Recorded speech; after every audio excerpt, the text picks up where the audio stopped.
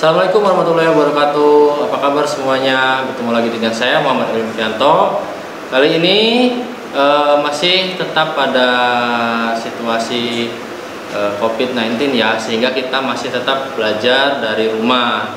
Nah, tapi Bapak harap kalian tetap mempunyai semangat yang tinggi untuk belajar dan mengikuti semua pelajaran yang diberikan oleh guru-guru walaupun lewat online. Oke. Sebelum belajar atau sebelum memasuki materi kali ini, alangkah baiknya kita berdoa dulu. Berdoa menurut agama dan kepercayaannya masing-masing, dipersilahkan. Baik, selesai. Teman-teman semuanya, kali ini kita akan membahas sistem pengereman. Nah, sistem pengereman ini ada di pelajaran perawatan sasis sepeda motor. Nah, kali ini tentunya kalian sudah pernah mendengar atau sudah pernah tahu kata-kata pengereman atau rem sepeda motor, baik di sepeda motor, baik di mobil, itu pasti ada sistem pengereman. Nah, khususnya pada kali ini kita akan membahas sistem pengereman hidrolik ya. Jadi nanti di materi selanjutnya juga akan ada sistem pengereman konvensional. Nah, apa sih sistem pengereman itu? Secara garis besar, sistem pengereman itu adalah suatu mekanisme yang dirancang untuk mengurangi RPM atau memperlambat laju kendaraan dari kecepatan semula hingga diturunkan secara secara teratur sampai kendaraan itu sendiri sampai berhenti. Nah, secara garis besar itu sistem pengereman adalah mengurangi kecepatan atau mengurangi RPM atau menghentikan laju. Itu bisa, itu termasuk sistem pengereman. Namun ada perbedaan pada cara kerjanya. Terus ada perbedaan pada komponennya, baik sistem pengereman hidrolik maupun manual. Nah, kali ini kita fokuskan kepada sistem pengereman hidrolik. Oke.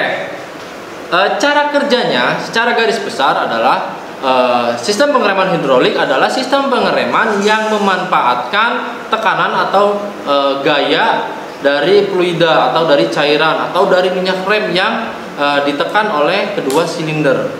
Ya, jadi namanya hidrolik itu apapun, ketika kalian mendengar hidrolik, tenaga hidrolik itu adalah dimana gaya yang didapatkan oleh adanya tekanan dari cairan, baik itu air, baik oli. Nah, itu adalah tenaga hidrolik. Nah, karena cara kerjanya, prinsipnya sistem pengereman ini sama, yaitu adalah menggesekkan dua buah benda pada sesuatu yang berputar. Jadi ini sangat berbanding terbalik dengan prinsip kerja mesin sepeda motor. Jika di mesin kita itu bagaimana caranya meminimalisir adanya suatu gesekan antar komponen atau antar spare part atau antar mekanisme, sehingga laju mesin itu semakin halus itu semakin baik. Semakin halus itu semakin tidak ada getaran dan tidak ada noise atau suara yang tidak diinginkan. Nah, pada sistem pengereman ini justru kita menggesekkan antar komponen hingga terjadinya gaya panas. Nah, gaya panas itu nanti yang perlahan semakin digesekkan itu perlahan akan mengurangi RPM. Nah, karena adanya gaya panas ini, maka komponen dari sistem rem hidrolik ini harus menggunakan komponen-komponen yang benar-benar tingkat kekerasannya tinggi. Oke, itu adalah secara garis besar pengertian dari sistem pengereman dan cara kerjanya. Nah, baik, silakan disimak dulu gambarnya. Ini adalah gambar kaliper pada pengereman hidrolik. Di sini ada piston yang sedang menekan kampas rem kepada disc brake ya, atau piringan rem. Nah, kelebihan pada rem cakram ini, satu, memiliki bentuk yang ringkas sehingga cocok untuk kendaraan kecil. Yang kedua, dengan model yang terbuka membuat pelepasan panas menjadi lebih baik. Jadi ketika rem digunakan itu akan terjadi panas yang disebabkan oleh gaya gesek. Nah, panas yang terjadi itu karena sistem mekanismenya dia terbuka langsung, jadi panas itu akan lebih cepat tersebar dan proses pendinginan pada antar komponen pun akan terjadi sangat cepat. Yang ketiga, daya pengereman mencapai 100% karena metode yang digunakan adalah jepitan, ya, karena dia benar-benar dicepit. Jadi posisi si disc brake itu ada di tengah dan dia dijepit oleh kedua piston. Nah, sedangkan rem mekanis itu dia hanya satu bagian saja yang dijepit atau yang digesekkan. Nah, yang terakhir adalah durabilitas atau masa pakai yang cukup lama dan perawatan yang cukup mudah. Nah, cuman kekurangannya, ada pula kekurangan pada sistem pengereman hidrolik ini. Yang pertama adalah memiliki luas kampas yang lebih kecil sehingga daya pengereman tidak sekuat rem tromol. Nah, jadi kalau di rem tromol atau di rem mekanik yang biasa itu, dia kampas remnya lebih panjang atau lebih besar. Sedangkan di rem hidrolik ini kampas remnya cenderung lebih kecil, apalagi untuk motor-motor kelas motor sepeda motor di kalangan menengah ke bawah.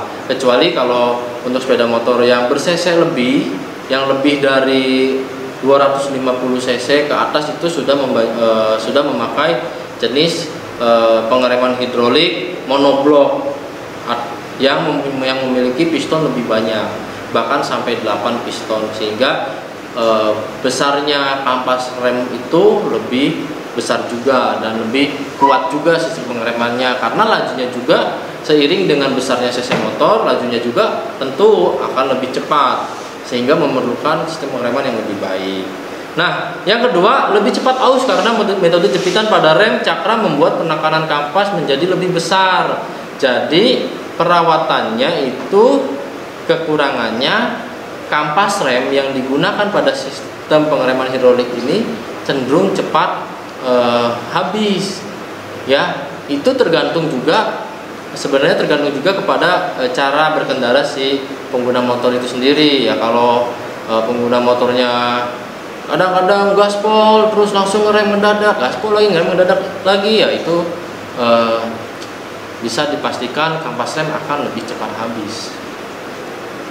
Nah, selanjutnya kekurangan dari rem cakram adalah pada beberapa jenis pelek pada roda yang menggunakan rem cakram akan lebih kotor. Iya, akan lebih kotor karena karena mekanismenya kecil, sehingga si pelek itu dan dia kan berputar, jadi si kotoran yang ada di rem itu akan terkena gaya sentrifugal, sehingga kotoran akan lebih cepat menyebar kepada pelek si sepeda motor itu. Lalu dengan model yang terbuka, kaliper berpotensi kemasukan kotoran yang bisa merusakkan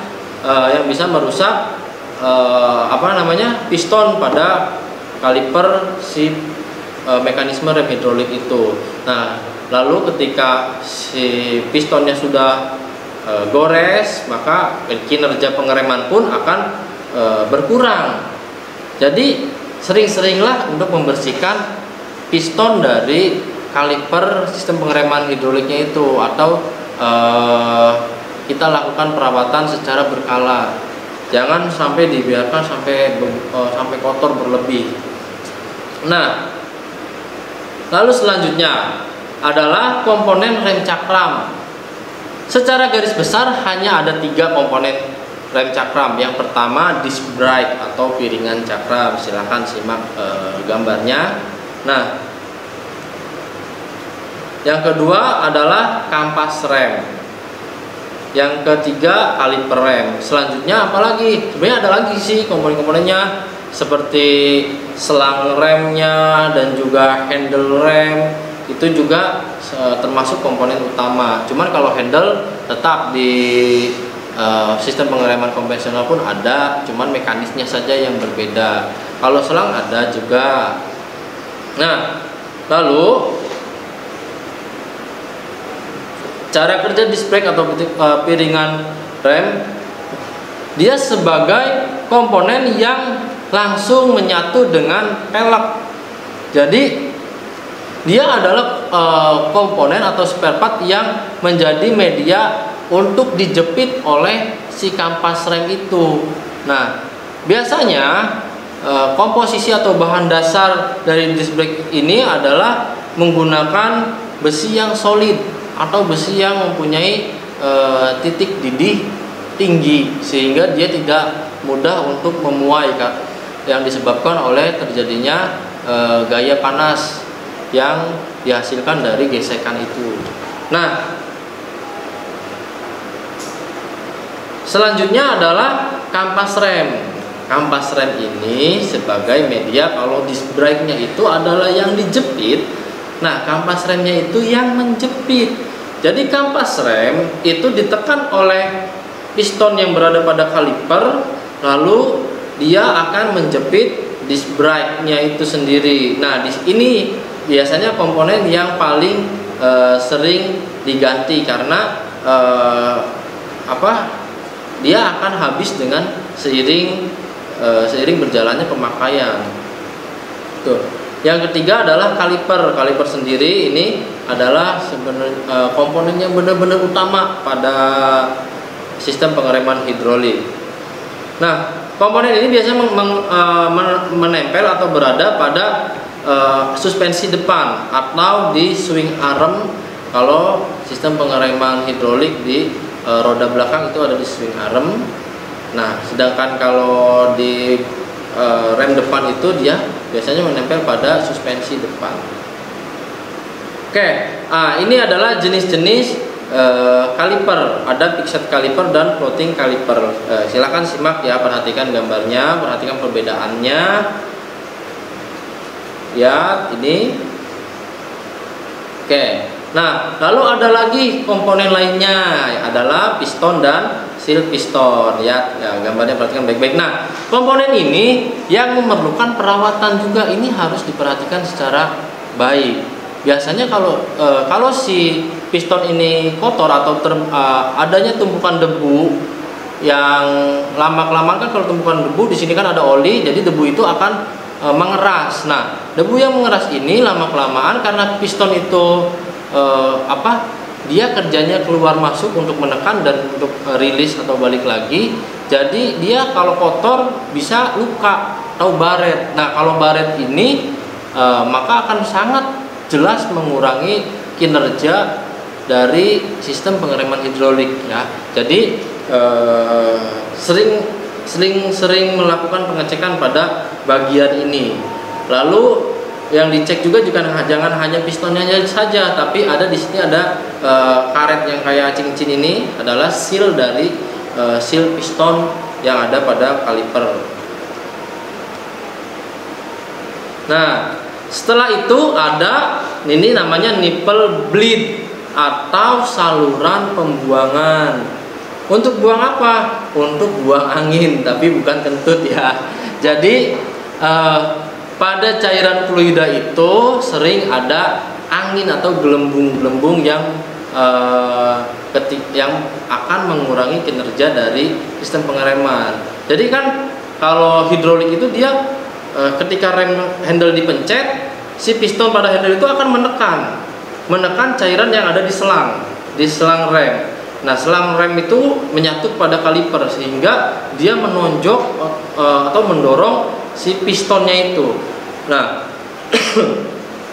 ketika di selang rem itu ada gelembung, maka daya tekannya pasti akan berkurang. Daya tekan dari handle yang ditekan, lalu piston yang ada di handle itu menekan. Ketika dia menekan, karena ada gelembung, jadi daya dorong si fluidanya itu pasti akan berkurang. Jadi fungsinya nipple bleed itu adalah untuk membuang gas atau angin yang ada pada saluran fluida atau saluran minyak rem. Nah, lalu selanjutnya ada selang rem dan handle rem. Selang rem itu adalah tempat beradanya cairan rem di situ. Nah, lalu handle juga tak kalah penting karena di handle sistem pengereman hidrolik itu ada piston juga yang berfungsi untuk menekan dan rilis. Jadi dia fungsinya ketika di handle dipencet, handle pengereman dipencet, nah si piston itu akan terdorong dan mendorong cairan fluida yang ada di selang rem sehingga terjadi proses pengereman. Nah ketika dilepas dia akan rilis, akan balik lagi karena di situ ada spring atau per. Nah selanjutnya Pak, gimana sih kerusakan bisa mengetahui adanya kerusakan dari sistem pengereman hidrolik? Pertama, biasanya kalau ada kerusakan terjadi kalau di kaliper itu kalau ada skill yang rusak, biasanya di kaliper itu ada terdapat gumpalan debu yang basah sehingga kayak tanah yang mengeras. Nah, jadi karena si cairan fluidanya itu oli, hingga debu yang ada di jalan itu akan menempel di situ dan mengendap. Nah, itu adalah salah satu tanda adanya kebocoran pada sistem pengereman dan pada saluran fluida. Lalu apalagi terjadinya misalkan si piringan dis itu cepat aus atau tergerus. Itu biasanya diakibatkan karena kampas rem yang mulai habis, sehingga ketika ditekan itu dijepit, yang menggesek atau yang menekan disc brake itu bukan kampas remnya tapi si besi bantalan kampas remnya itu. Nah jadi kok ngeremnya udah ditekan sangat kuat tapi daya cengkramnya rendah, itu biasanya tolong diperhatikan kampas remnya yang sudah habis atau disc brake-nya itu sendiri karena motornya mungkin udah cukup lama, jadi disc brake-nya itu sudah habis. Lalu apalagi bisa di seal piston yang ada di handle, terus ada di selangnya, selang rem juga, karena seiring berjalannya waktu dia karena dia karet, nah si selang rem itu dia akan mengeras dan akhirnya pecah. Ketika pecah itu angin bisa masuk mengakibatkan masuknya angin pada saluran pengereman. Nah, lalu bagaimana Pak cara menentukan ini harus diganti atau masih bisa ditangani? Biasanya itu dilakukan penggantian cairan fluidanya dulu. Nah, ketika cairan fluida sudah diganti tapi sistem pengereman masih kurang baik, itu sebaiknya mengganti komponen-komponen yang lainnya. Baik, segitu saja dari Bapak. Ya, silakan kita bahas di saat pembelajaran berlangsung jika ada yang belum kalian mengerti dan belum kalian pahami. Oke, dan kerjakan tugas-tugas hanya dikumpulkan melalui link Google Form, tidak melalui Japri. Oke, terima kasih atas perhatiannya. Bapak mohon maaf jika ada kesalahan baik dalam ucapan atau penyampaian. Assalamualaikum warahmatullahi wabarakatuh.